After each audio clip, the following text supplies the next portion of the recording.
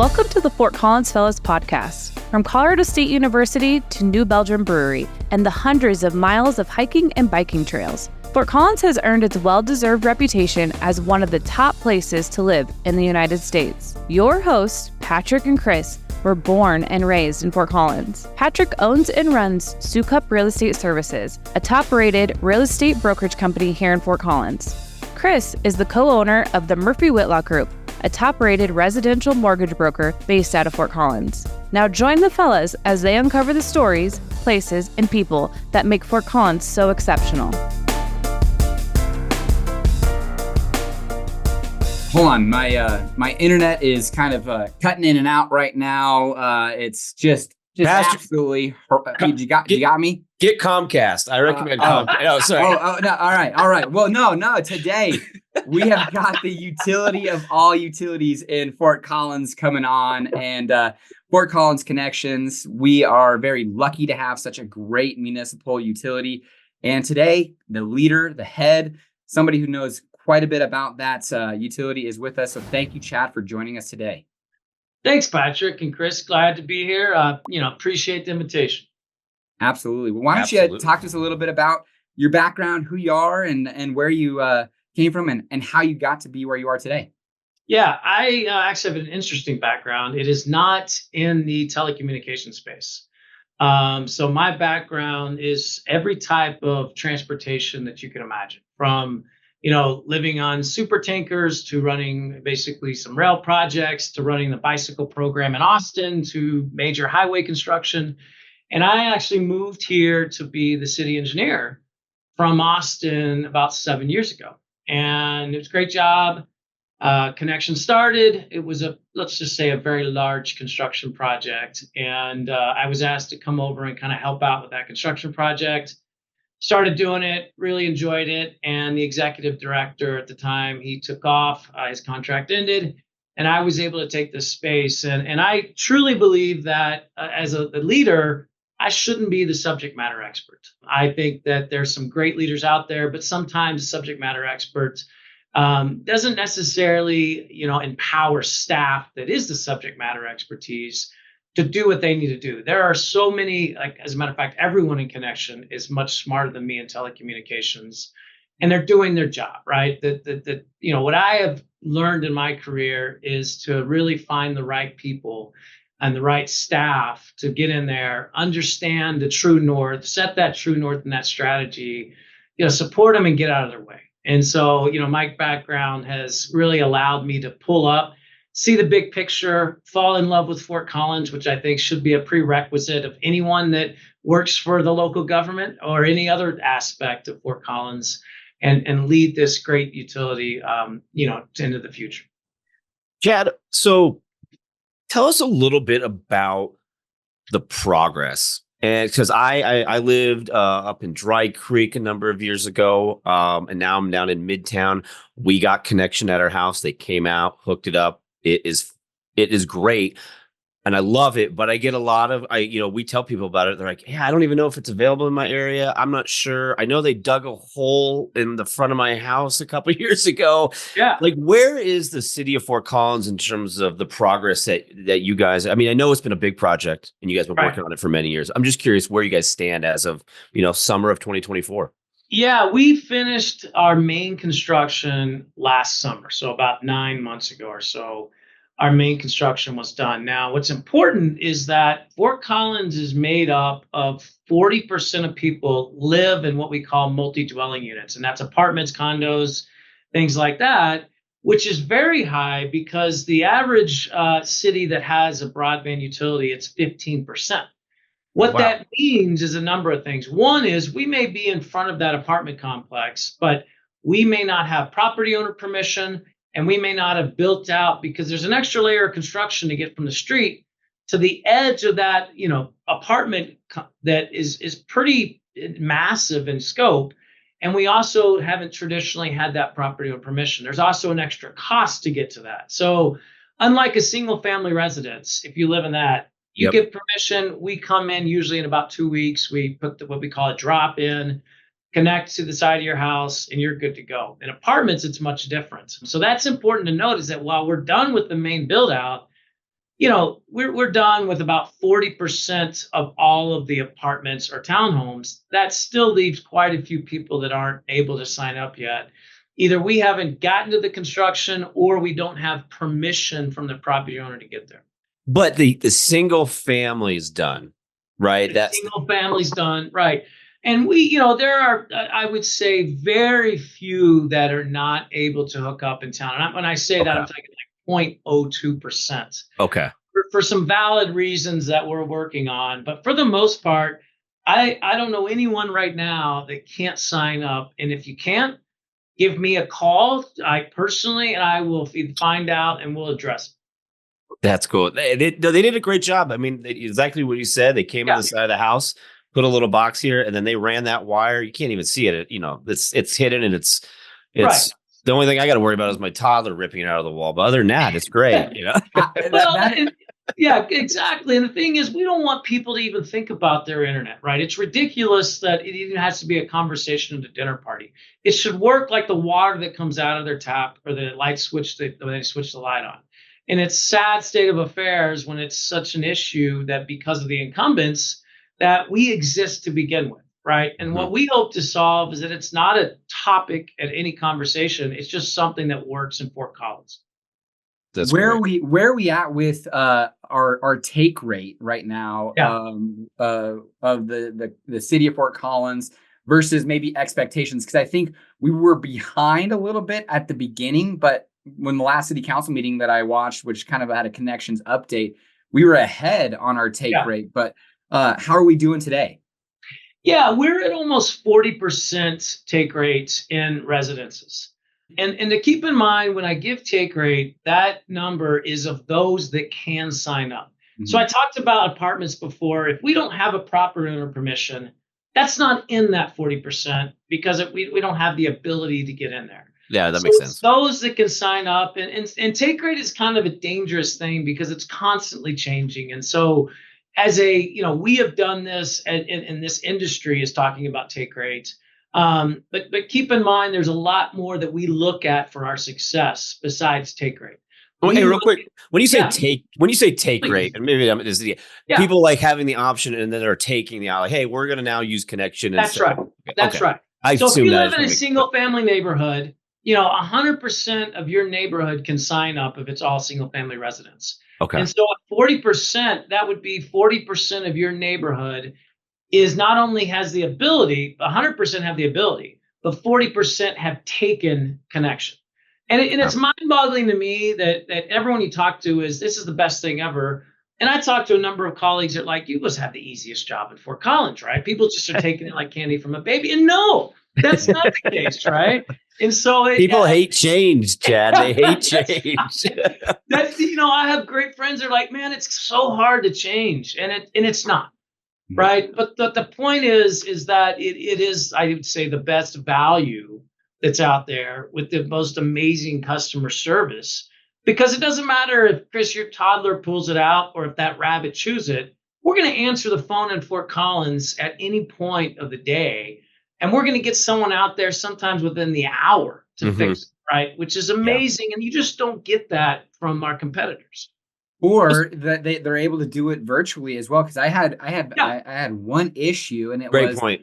I think I had to have and I'm not very tech savvy, so sorry if I use the wrong language, but like the modem switched out. It had to be updated because it was almost like throttled, and my gigabyte of service was really at like maybe 75 megabytes, which is still pretty solid. But I was just like, I'm used to things downloading within 2 seconds, and I'm having to wait 15 seconds, and this is some bullshit. So, but they got on the phone, they did a speed test, they sent somebody out like within the next 2 days, everything was up and running, followed up. It was phenomenal customer service. Oh, yeah, we've spoiled people, but it's interesting when I see sort of a negative review and no one has called in, I'm like, come on, we could fix. Just let us know the issue. Yeah. And not only will we try to talk you through it, but if we need to, we'll send someone out and actually fix it as it should. It's very rare that we can't fix something. It's generally something we can fix pretty easy. Again, just let us know is what I tell everyone, and we'll take care of it, and it's done. Chad, what is the and I was joking with you earlier, but like all seriousness, like we use Comcast for our business. Yeah. So our commercial building, we're right here in Midtown. Where is Connection? And I think I did see something that Connection did send us, and we're talking about it. But where are you in terms of, I got a couple of questions. I would love to talk about like the competition out there, what Sure. what you're up against, but also like with commercial space now. It's a changing environment with commercial. A lot of people working from home, but we love coming to the office. Where is like I was blown away. I didn't realize 40% of people in town live like multifamily. I thought that. I mean, I don't know if I knew that stat, but when it comes to the business buildings and Cushman Wakefield does a lot of them. Where are you guys with? Have you penetrated that market? Where are you in terms of your percentage of where you want Right to be? now we're averaging like one business customer a day that we're installing. Okay. Right, which is exciting. And so we're constantly going after. I have a person, fantastic salesperson, and he's dedicated to businesses. Okay. He goes in, and businesses generally are similar to those apartments in that you get one business in a strip center. Yeah. And then start to reach the others pretty easily. It's that first business that's harder because you got to get across a parking lot or driveway or whatever it is, right? Right. So yeah. I mean, as far as the business aspect, we offer an amazing product similar to what we offer for the residences. Now it's a whole different market, right? Different prices, different speeds, just to the nature of generally businesses use higher bandwidth, which means you think about a bar, you've got a lot of people using their phones or whatever. You think about business, you've got multiple people versus at home, a family of four, it's a little bit different. And so that's why I do explain to folks that have home internet and then they also have a business in town, it's a different pricing structure. To be clear, it's extremely competitive, but it's not the same as what the residents are going to pay. And so, I mean, we constantly get approached to, small businesses that for whatever reason haven't had reliable. And businesses more than anyone, from a point of sale, especially as well as your customer's experience, depend on the internet experience. And that's what we deliver in spades to the local businesses. Now, keep in mind that, giving stats, Fort Collins is about 10% commercial. So of all we call them premises, all the businesses and residents, that it's important that we get to businesses, but 90% are residents. Gotcha. Interesting. I'm going to take 10 steps back and then we'll jump back forward. But give us, for those that are watching this, give us your 60 to 90 second elevator pitch of what is Fort Collins Connexions. Yeah.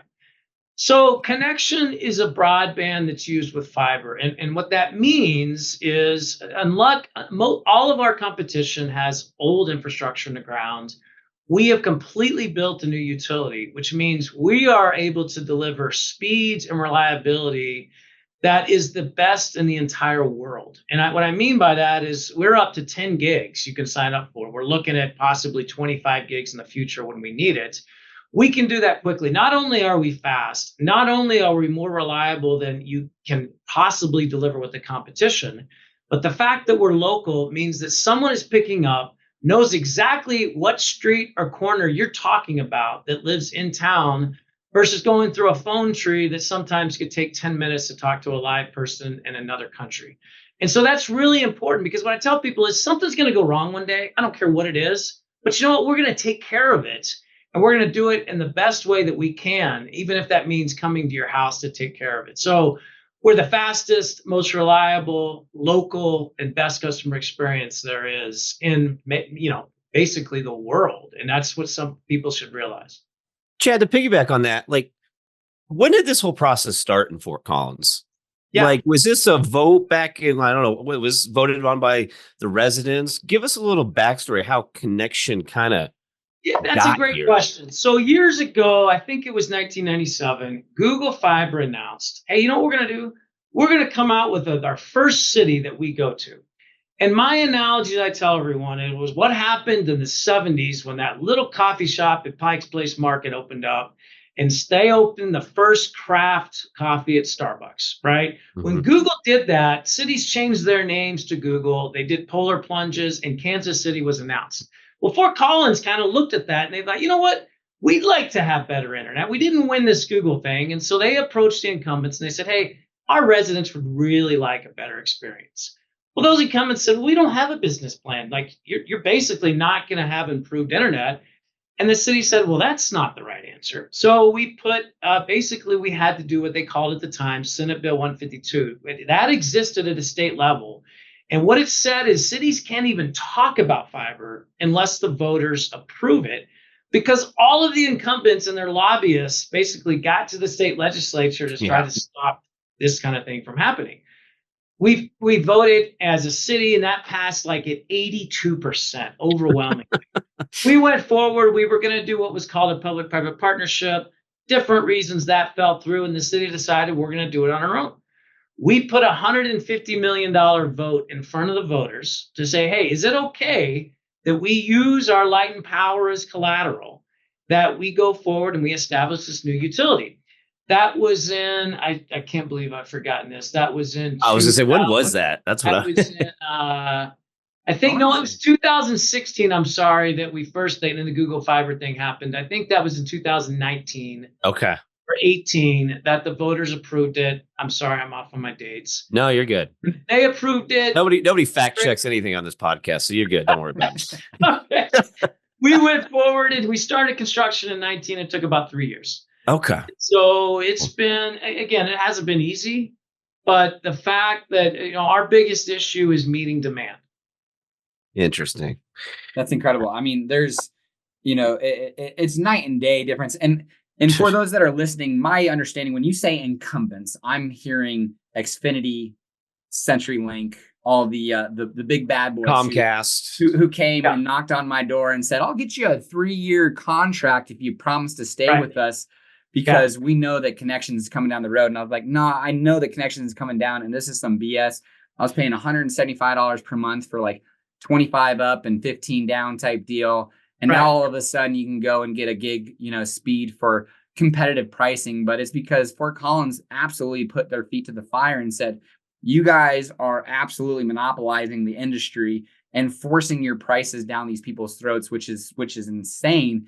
And now Fort Collins is saying, all right, for $79, you guys can have gigabyte speed internet that is serviced and operated locally versus CenturyLink, Comcast, the incumbents that now have some competitive pricing. But for me, it's absolutely on principle. I'm like, I wouldn't go with you guys even if Connexions increased their bill by 25 to 50%, because you guys had some bullshit business tactics, and all the millions of dollars they spent in those 2017 and 2018 local government elections that were saying this is bad, it's going to be bad for you. And I mean, it was just such a demonstration of big bad companies, and I'm a capitalist at heart. I love business. I mean, but that was an absolute display of authoritarian, monopolistic business approaches to trying to thwart a government utility. Yeah, I totally agree. First of all, we're $70, just so in case you're listening. I was gonna say I'm paying 70. I think Patrick's getting Maybe we need to bill Patrick more because he'll be happy to pay for it, right? So he's paying your $9 Chad Krager service fee right there. Or something. I don't know. Yeah, it's $70, and we still have folks that feel like government shouldn't be in this space. And what I say to them is exactly what you said, Patrick. It's like, you know what? Then you should thank us for existing, because all of a sudden your bill is coming down, and we're seeing investment from the incumbents, which is really what this is about. We're not here to make a ton of money. We are truly here for our residents. And hopefully one of the things I want to bring up is our digital inclusion program, right? What makes Connexions so unique is that, unlike anywhere else that I've seen in the entire nation, is that we have a program. If someone qualifies based on their income, instead of 70, they pay $20 a month and they get a 1 gig speed. And to be clear, we don't believe in throttling like everywhere else. We believe in giving the same speed and customer service and reliability to those that are able to afford that. Now, the way we're able to do it is, from the beginning, before my time, decisions were made to set aside 6% of our internet revenue and put it into a fund that would accrue money. And so it's self-sustaining. So what that means, when someone qualifies, that $50 difference is made whole by the 6%. The 6% also is paying for a position at PSD to kind of go into certain areas as a digital liaison. It pays for hardware. It pays for some aspects at Larimer County, because it's not just the internet, it's the education and hardware and things like that. So it's self-sustaining. And the reason that's important is just last month, the Affordable Connectivity Program at a federal level was paying $30 a month back to folks that qualified. 23 million people were on that. It ran completely out of money. And so in Fort Collins, connection is not dependent on who's in office at a federal level because of the self-sustaining nature of our digital inclusion program. So from an equity standpoint, and what people just remember, when you get connection, you're not only getting amazing service, but you're also creating, the ability for everyone in Fort Collins to get it. Chad, what is talk to me about the $20 a month plan? Like, what do you need to do to qualify for that? What are the numbers on that? Yeah, so generally it's folks that are qualifying for our, the utility lower bills. It's qualifying for what used to be free and reduced lunch. That's no longer in the state of Colorado. So there's a whole app called Get FOCO, and our idea is, look, you shouldn't just get internet for a reduced rate. It tries to combine every aspect of what the city does, whether it's registering for a recreation class, registering your animal. All these programs used to be totally different siloed. And so now there's an app called Get FOCO that folks can go to. And from there, they can, if they basically are able to qualify for our lower rate, digital equity rate, then they qualify for all the other aspects that the city has. Okay. So that's super important. We're trying to simplify things and make it as easy as possible. The last thing I'll note is all of this great stuff is built on folks that have come way before me, right? It was the previous city leadership. It was some, our partnership with CSU. It was some very passionate folks that over beers that kind of battled against the incumbents, $1 million they spent. So, we're kind of standing on a bunch of shoulders that have done great work before us, and things are going really well. Yeah. Wade Schroxel talked about that on the, I believe, podcast. It's our first episode, I think. And yeah. he was just talking about, when Yeah. Fort Collins approved undergrounding utilities in the 60s. That was a project that the city government, they weren't going to necessarily benefit from, but we are absolutely in our generation benefiting from that. So we've had some great visionaries in years past and generations past, for sure. Patrick, I brought that up the other day to somebody. I'm like, there's no power lines in Fort Collins? And they're like, oh, I never really thought about that. I go, that's all been planned like many years ago. Right. Like, there's a reason for that. Chad, talk to us about, because Fort Collins proper is Fort Collins proper, but I know you guys have some IGAs, I believe, intergovernmental agreements with Larimer County for Red Feather, parts of Southwest Fort Collins, and maybe parts of Fort Collins that's in the county, not necessarily Fort Collins proper. How does that look, and how is that working? And when maybe could people that expect maybe that are out off of Mulberry and Summit View that could get potential Fort Collins connections? Like, are we looking years, 5, 10, or maybe months? Yeah, great question, Patrick. I mean, what's happened is that Larimer County realized that there's a digital divide that's being created between sort of the county outside the cities and the 3 cities in Larimer County that have municipal broadband. And those are Fort Collins, Loveland, and Estes Park.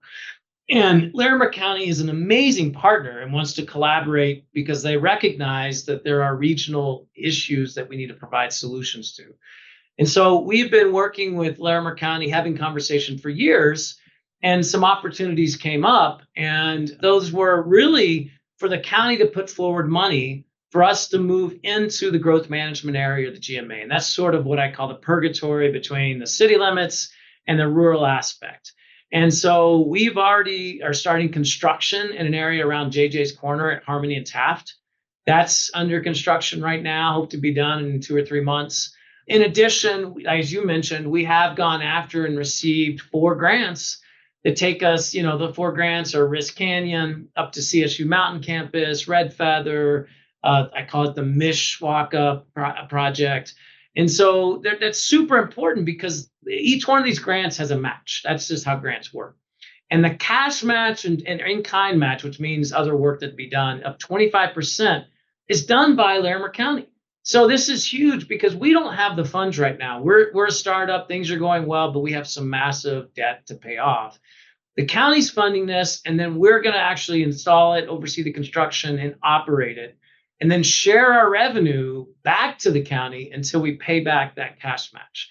And so this is super important. And most areas of the country have never seen a partnership like this. When we've applied for grants, they're like, wait a second, a city and county are partnering on something like this? Typically what happens is there's completely separate entities. The county may partner with a private industry to go in. In this case, it shows the value that these cities in Larimer County have to solve things as a region.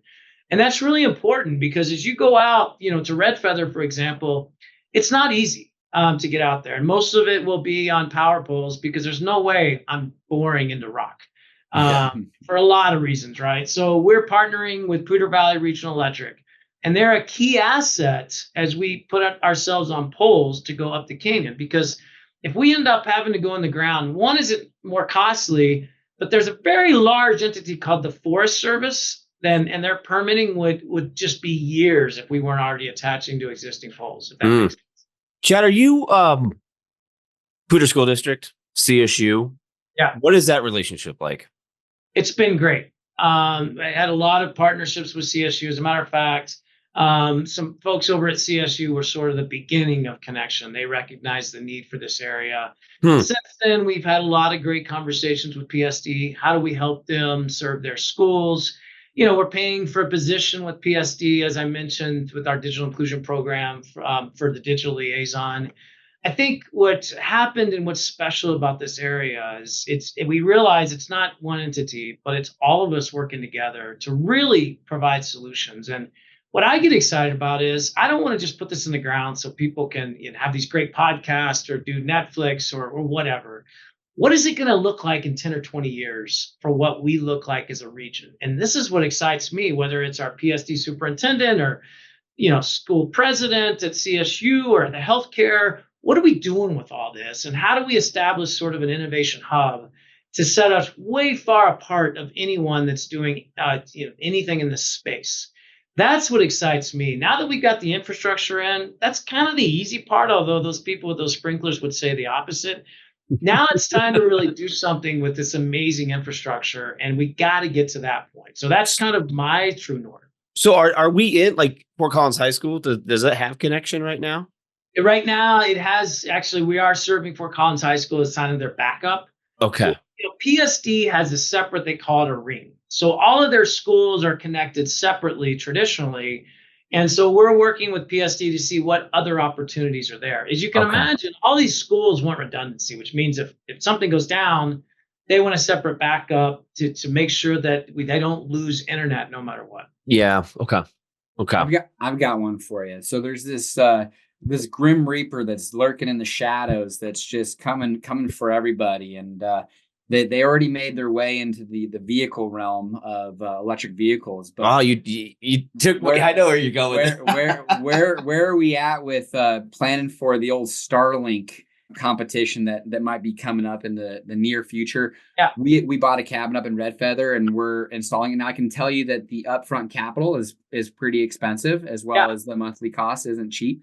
So that's a barrier, but it's kind of one of those things where maybe once they get size, they can then. Yeah. So what are you even considering it, or is it now that's like a whole nother, world? No, I actually think Starlink is the right direction for certain areas. For example, I had a meeting a couple weeks ago with emergency management on how do we deal with fires and floods up the Poudre Canyon.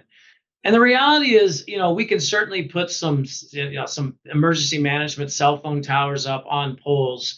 But if those fires come, they're losing the poles. And so they need something that's much more portable. And Starlink would work great working with the emergency management, fire, things like that. In Red Feather, for example, I know more and more people are finally starting to get those Starlinks to come in, right? They're a great tool right now. The reality is with Starlink, though, you're going to be very limited on a couple things. One is the latency, which means those satellites are pretty far away. And so when you are asking the internet for something, there's a delay. And so that it doesn't sound like a lot, but those milliseconds add up pretty quick when you're doing different things on the internet. The other thing to keep in mind is Starlink speeds will be slower and slower and slower as we're able to deliver faster and faster and faster speeds. we now have a 2 gig option that we never even thought we would have because of customer demand. We have hundreds and hundreds and hundreds of people that are able to do it. And at any time in Fort Collins, any of y'all can switch over to a higher speed than 1 gig because we have that technology. With Starlink, you're sort of capped out with what speeds are available through satellite. So as more and more technology comes out and we depend on it to either depend what the heck kind of orange juice is in the fridge, it's going to tell you that, to virtual meetings that we're going to have that looks like we're all in the same room. Starlink's not going to be able to provide those speeds. So I always say Starlink is a great solution for certain areas. Keep in mind, topography and trees aren't friends of Starlink. And so that's going to be an issue that you run into that you're not going to have with fiber. Patrick, I was thinking the same thing. I was like, where does Starlink? Because we had a broker open at a house yesterday, and it was out in kind of West Greeley. Beautiful home, multi-million-dollar home. And the internet sucked. And I'm like, at first I was like, Starlink, you have to get Starlink out here. What is there conversations with Greeley and Longmont and Boulder? Like, is this Fort Collins connection? Are we kind of leading the charge in Colorado right now? Actually, Longmont, they have what they call NextLight. They were the first in Colorado. NextLight in Longmont. And so, interesting enough, that Senate Bill 152 I mentioned, that was established because Longmont was basically started to do this. And so Longmont their take rate is like 65%. Wow. They've been in the ground at least 8 years since they've been done. And so they're great partners of ours and some of my favorite folks to talk to about lessons learned and things that have gone well. So Colorado's really unique in that you've got these 4 strong municipal broadbands where some states don't have any. And so, but that also means one thing I want to note is we got to think differently in connection than the city has traditionally thought, because we're in a competitive space. I haven't talked to anyone yet that has called in to cancel their power to go with the competitor, right? And so that's important that we think about things like retention. We have the only, as far as I know, municipality with commission-based pay employees that are going out and trying to sell connection. The city doesn't have to do this typically, right? And so I really appreciate that, sort of the flexibility and the innovation that the city allows that you have to do if you're going to be in this space, because this is a competitive space that we've never had to really think about. And so that's what Fort Collins has done very well. You got an amazing name with the city of Fort Collins, but you also have the flexibility of running a very competitive business. I never thought the internet would be so interesting to talk about. Oh no, I was fascinating. I was thrilled because I had, we started this podcast, a long time ago, but I've been running a YouTube channel for almost 5 years, and I started doing lives, I don't know, 3 years ago, maybe or so. And I was on Comcast, and it was such a great juxtaposition of, I did a Comcast or I did a live and I was on Comcast. There was only 1 or 2. And during that time I was getting Connections, and it was just so granular and jumpy, and the audio was cutting in and out. And then it was Connections, and it was as if I did a pre-recorded video and uploaded it. That's how clear and crisp it was.